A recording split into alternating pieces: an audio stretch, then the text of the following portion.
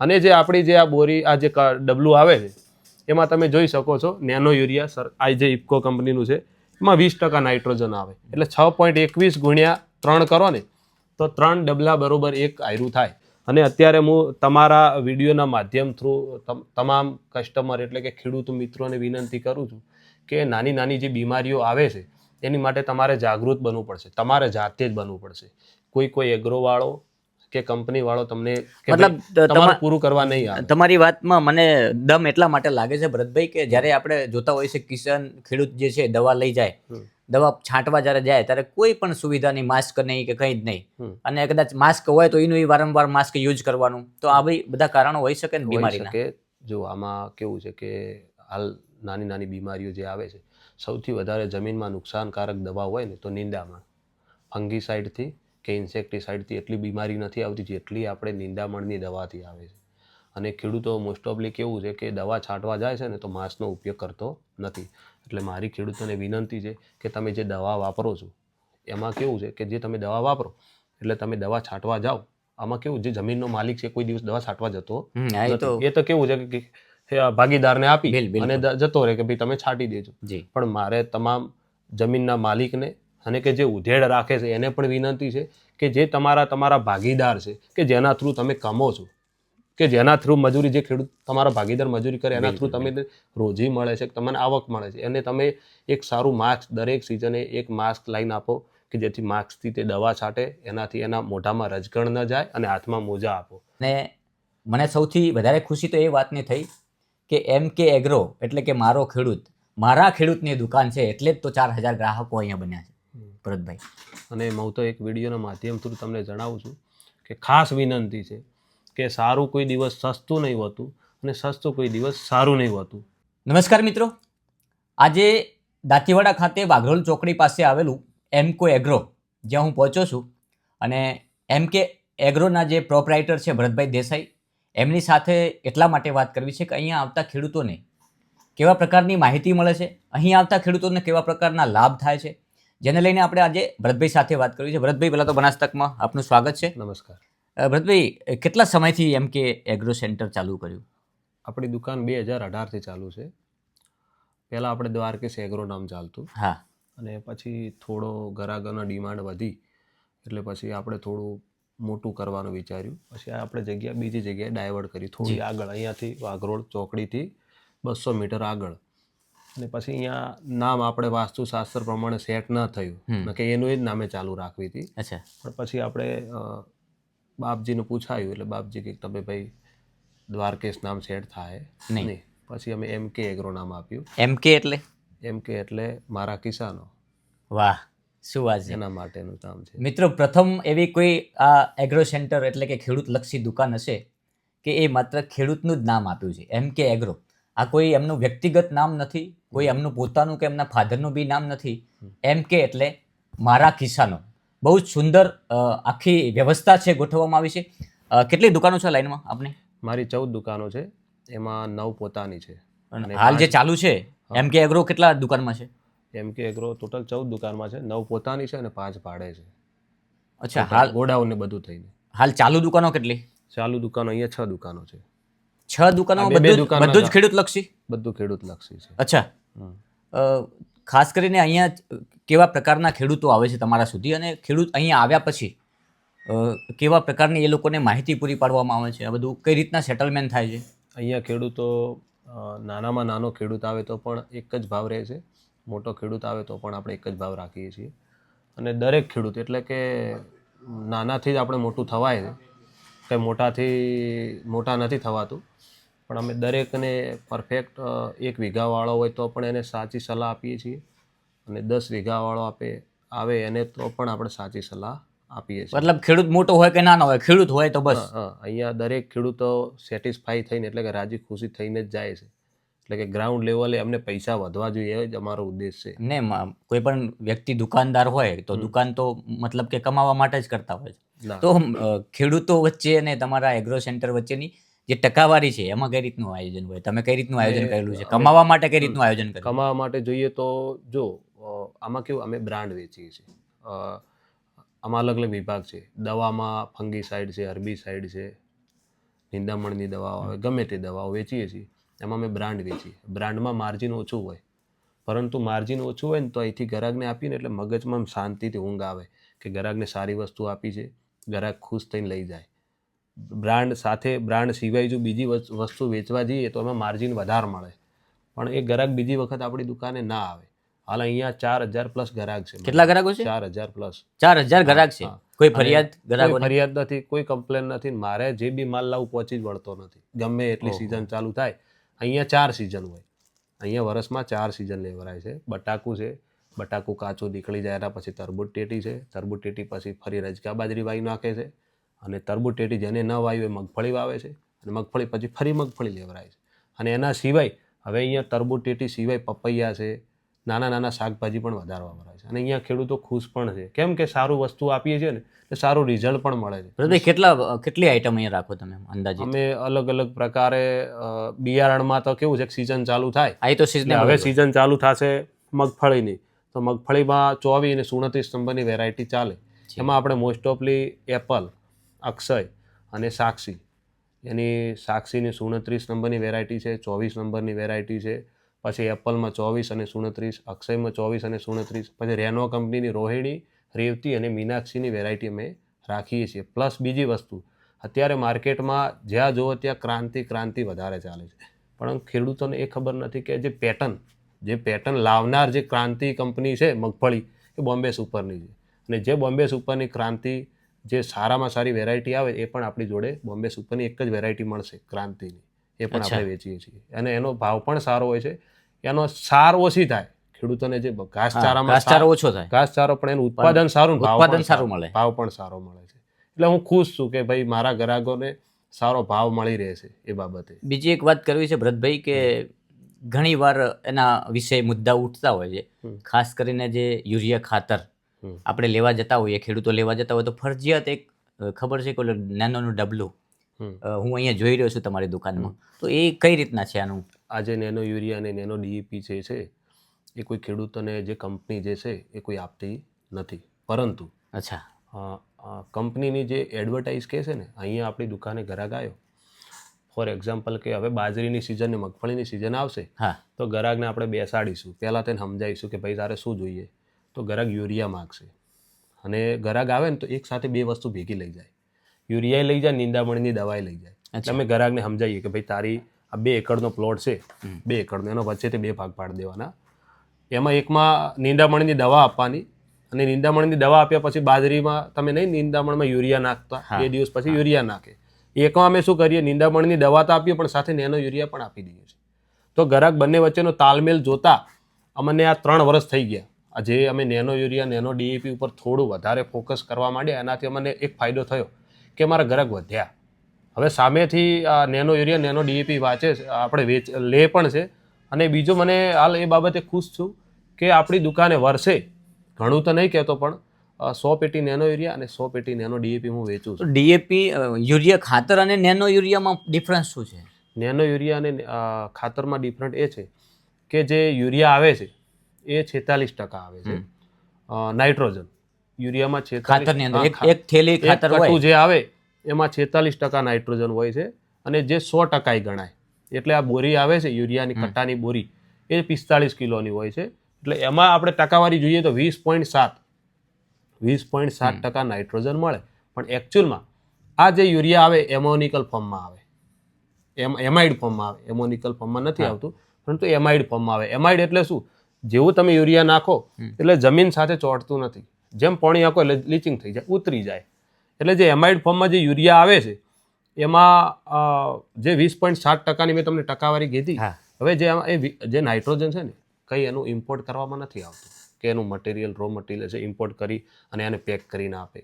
આ જે નાઇટ્રોજનનો પ્લાન્ટ આવે છે જે હવામાંથી લઈને બનાવવામાં આવે, એટલે હવામાંથી લઈને બનાવવામાં આવતું હોય, એટલે આ 20.7% જે તમે આપો છો એ હવામાં ઉડી જાય. હવામાં 70% ઉડી જાય, ખાલી 30% જ મળે. એટલે 6.71% કે 6. તમે એકચ્યુઅલમાં કેલ્ક્યુલેટર મારો તો 20.7 ગુણ્યા 30%, એટલે 6.21% તમને નાઇટ્રોજન મળે. એ પણ કેવું? એમાઇડ સ્વરૂપે, યુરિયામાંથી. હા, યુરિયામાંથી. અને જે આપણી જે આ બોરી, આ જે ડબલું આવે છે એમાં તમે જોઈ શકો છો નેનો યુરિયા, આ જે ઇફકો કંપનીનું છે, એમાં 20% નાઇટ્રોજન આવે, એટલે 6.21 ગુણ્યા 3 કરો ને તો 3 ડબલા બરોબર 1 આયરું થાય. પણ હવે આમાં કેવું છે, સમજાવવાની પદ્ધતિ અલગ છે. 3 થેલી યુરિયા, હા, 1 ડબલું બરોબર 1 ડબલું થાય. તો પણ આ તો અત્યારે તમે જોયું કે આપણે ઘણી જગ્યાએ મુદ્દા ઉઠતા હોય છે કે ભાઈ અમારે નથી લેવું તો નેનો ફરજિયાતપણે કર્યું છે અને થેલી લો ખાતર લેવું હોય તો નેનો લેવું પડે. તો મારે એ સમજવું છે કે ખરેખર આ યોગ્ય છે? આમાં કેવું, સમજાવવા ઉપર જાય, તમારા સમજાવવા ઉપર અને ખેડૂતના વિશ્વાસ ઉપર જાય. આમાં કેવું છે કે તમે દુકાને ગ્રાહક આવ્યો, તમે એમ કહો કે ભાઈ આ 5 કટા યુરિયા લેવા હોય તો 2 ડબલા લેવા પડશે ફરજિયાત, બરોબર. પણ આ એકચ્યુઅલમાં ખોટું છે. અમે અહીંયા કઈ રીતે કરીએ છીએ કે અમારે જે યુરિયાની ગાડી આવે છે, અમે યુરિયાનો ફોન કરીએ કે ભાઈ મારે 1 ગાડી યુરિયાની મોકલજો, તો અમને કોઈ ફોર્સ કરવામાં આવતું નથી કે ભરતભાઈ તમારે ફરજિયાત લેવું જ પડશે. આ બધી અમુક માનસિક મોનોપોલી છે. પરંતુ જે આ નેનો યુરિયા છે અમે સામેથી મંગાવીએ. તમે તમારી રીતે મંગાવો, ખાતર વગર? હા, અમે એટલા માટે મંગાવીએ છીએ કે આજ નહીં કાલ આપણે આના ઉપર આવવું પડશે. જો નેનો યુરિયા નહીં વાપરીએ કે નેનો ડીઈપી નહીં વાપરીએ તો બહારથી આપણે જે ખાતર ઇમ્પોર્ટ કરીએ છીએ, વિદેશી ઊંડિયામણ આપણું વધારે વપરાય છે, કેમ કરતાં ઓછું થાય. એવું નહીં કહેતો કે મારા એકથી બધું થાય, નહીં કહેતા ટીપે ટીપે સરોવર ભરાય. એમ હું પહેલ કરું છું કે આજ નહીં કાલ આવનાર યુગમાં મારા સિવાય બીજા એગ્રોવાળો પણ ટ્રાય કરશે. એ મને દેશ માટે ફાયદાકારક, દેશ માટે ફાયદાકારક, ખેડૂત માટે ફાયદાકારક. અને બીજી વસ્તુ કે હાલ તમે જ છો, તમારું ઘરમાં તમે ગમે તે અમુક ઘરમાં જોતા રહેશો કે કેન્સરના પ્રમાણ વધી ગયા છે, ગમે તે પ્રોબ્લેમ, નાની સમસ્યા થવા માંડી છે. અને અત્યારે હું તમારા વિડીયોના માધ્યમ થ્રુ તમામ કસ્ટમર એટલે કે ખેડૂત મિત્રોને વિનંતી કરું છું કે નાની જે બીમારીઓ આવે છે એની માટે તમારે જાગૃત બનવું પડશે, તમારે જાતે જ બનવું પડશે.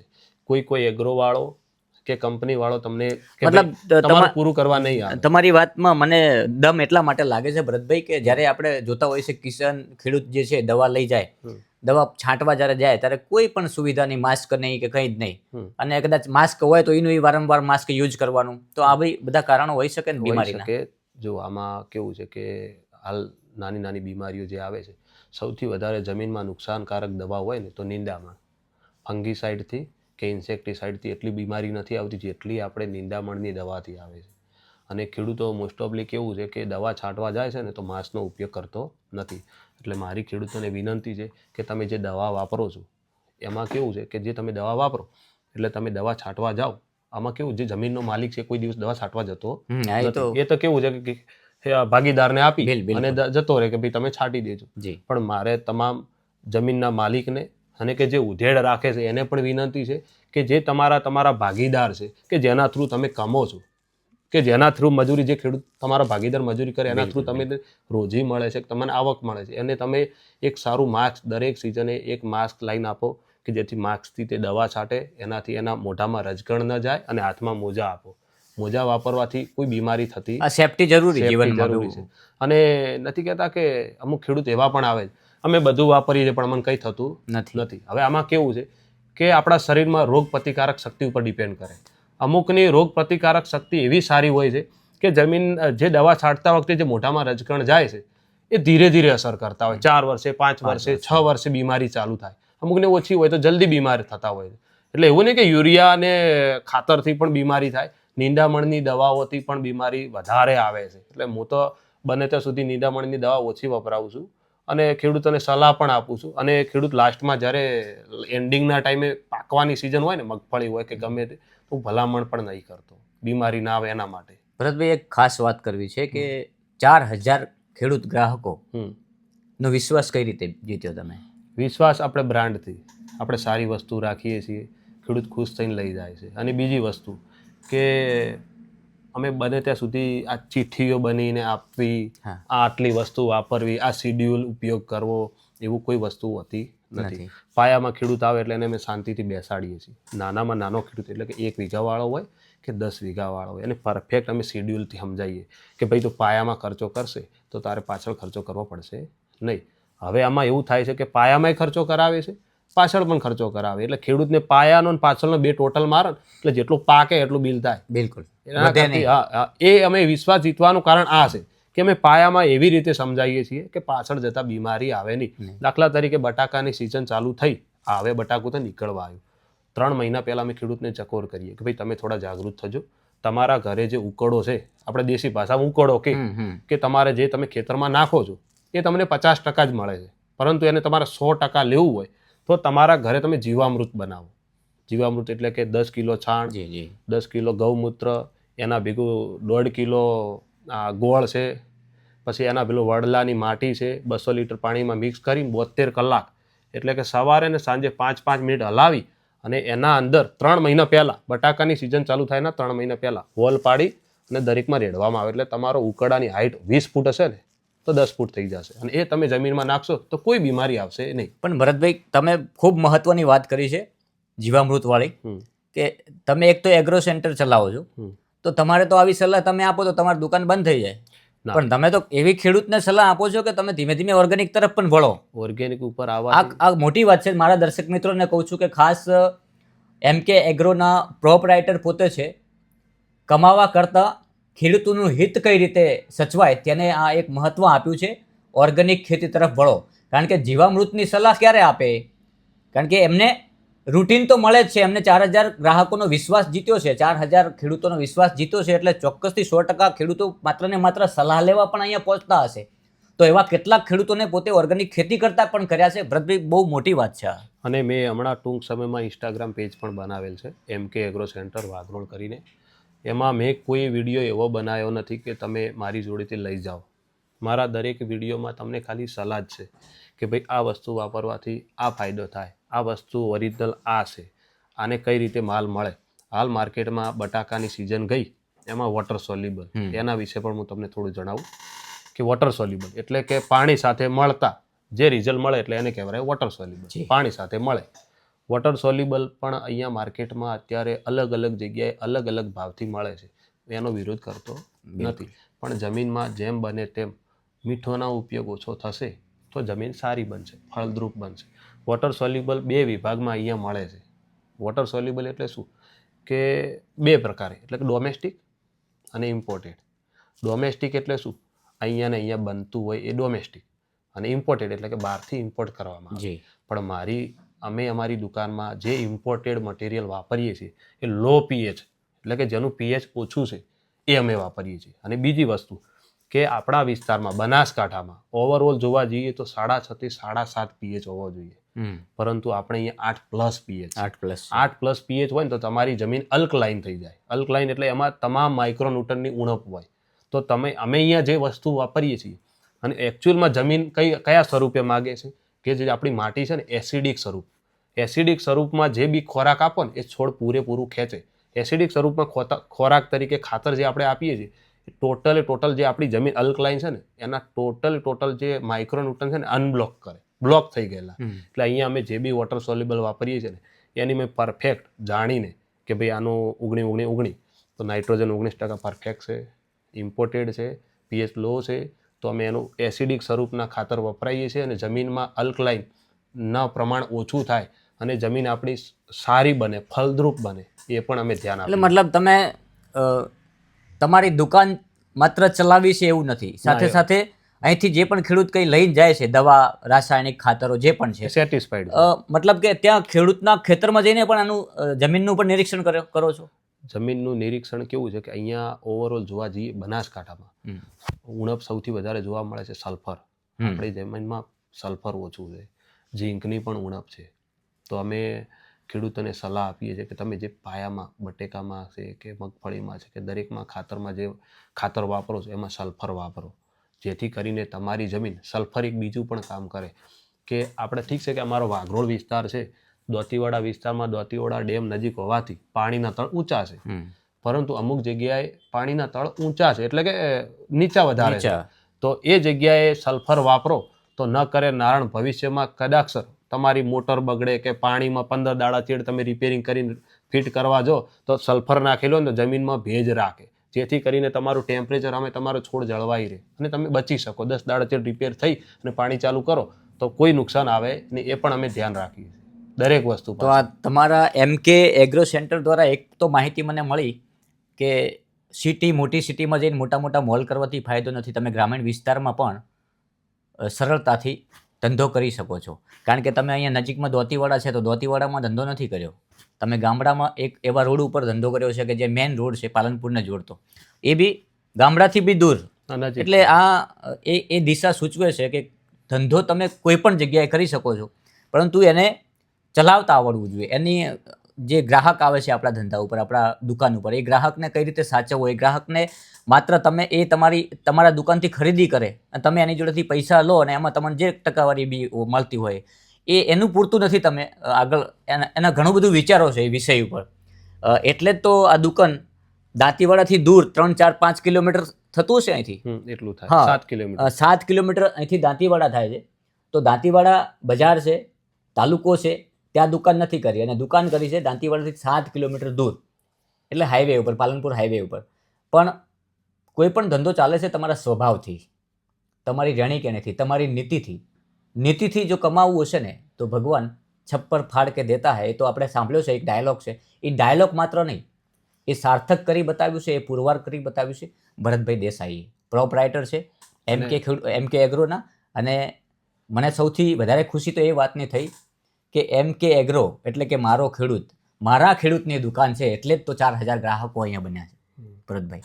અને હું તો એક વિડીયોના માધ્યમ થ્રુ તમને જણાવું છું કે ખાસ વિનંતી છે કે સારું કોઈ દિવસ સસ્તું નહીં હોતું અને સસ્તું કોઈ દિવસ સારું નહીં હોતું. એટલે તમારી મગજની મોનોપોલી અને મેન્ટાલિટી કઈ રીતની છે એ તમે થોડું વિચારી અને સારી જગ્યાએ ખરીદી કરજો, એ મારો તમને ખાસ આગ્રહ છે. હું એમ નહીં કહેતો મારી દુકાનથી લો, પણ જ્યાંથી લો ત્યાંથી સારી વસ્તુ લો. કેમ કે 4 મહિના પરસેવો પાડીને મજૂરી કરીને જે તમે અનાજ સંઘમાં કે ગમે તે ભરાવો છો, સરવાળે તમારે એગ્રોવાળાના બિલ અને તમારા બિલ હરખા થઈ અને જે તમારે જે ત્યાં કામ કરતો હોય ભાગીદાર કે ગમે તે, એનો 6થો ભાગ હોય કે 4થા ભાગે કોઈને વધતું હોય હાલતો, તો એવી મજૂરી કરવી એના કરતી સારી વસ્તુ વાપરીને સારો ભાવ લઈને સારી કમાણી કરવી સારી. એ મારો ઉદ્દેશ છે. બિલકુલ. તો આભાર અમારી સાથે જોડાવા બદલ ભરતભાઈ.